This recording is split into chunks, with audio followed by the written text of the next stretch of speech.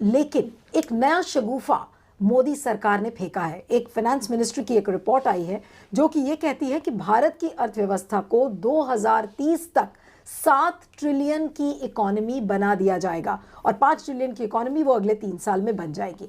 अब इस चीज पर कैसे विश्वास किया जाए? बजट के ठीक पहले ये रिपोर्ट आई है, क्या ये एक नया शगुफा है? इसके अलावा भी बहुत सारे मुद्दे ऐसे हैं जो मोदी सरकार के लिए परेशानी बन सकते हैं, लेकिन ना इस पर गोदी मीडिया बात करता है, ना बीजेपी के लोग बात करते हैं।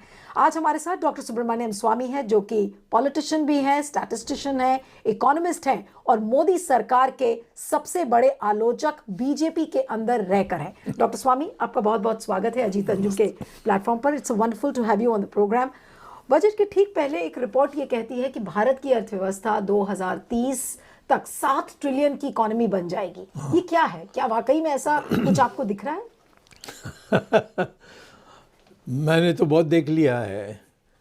उन्होंने 18 को मोदी ने कहा कि मैं 5 ट्रिलियन कर दूंगा अब, और 2022 तक। अब 2022 तो पार हो गई और हम 2014 में हैं, 5 ट्रिलियन के कहीं निकट नहीं हैं। तो उसका कोई हिसाब लेने वाला है ही नहीं। हमारी सरकार जो है वो ऐसे बयान देते रहती है जो प्रोपेगेंडा के रूप में आती है। बट आप उनको डिबेट में बुलाएंगे, मैं नहीं कहता हूँ कि आप विपक्ष को बुलाइए, विपक्ष से।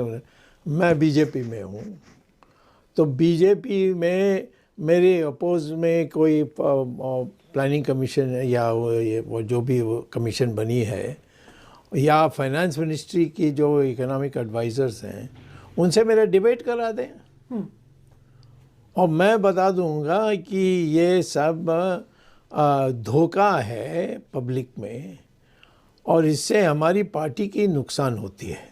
लेकिन ये जो 7 ट्रिलियन की बात कर रहे हैं, ये 2030 तक हम भारत की अर्थव्यवस्था को 7 ट्रिलियन की इकोनॉमी बना देंगे, ये क्या है? क्या ये धोखा है? क्या एक शगुफा फेंक दिया है? पहले मैं ये पूछूंगा कि ये 7 ट्रिलियन जो इकोनॉमी आप कह रहे हो, ये आज की जो मुद्रा, आज की जो प्राइसेस हैं, दाम हैं, उसके आधार पर कह रहे हैं या इन्फ्लेशन को जोड़कर कह रहे हैं? इसलिए कोई आप उस दस्तावेज को पढ़ेंगे तो कहीं भी ये बात स्पष्ट नहीं किया है कि करंट प्राइस या कांस्टेंट प्राइस।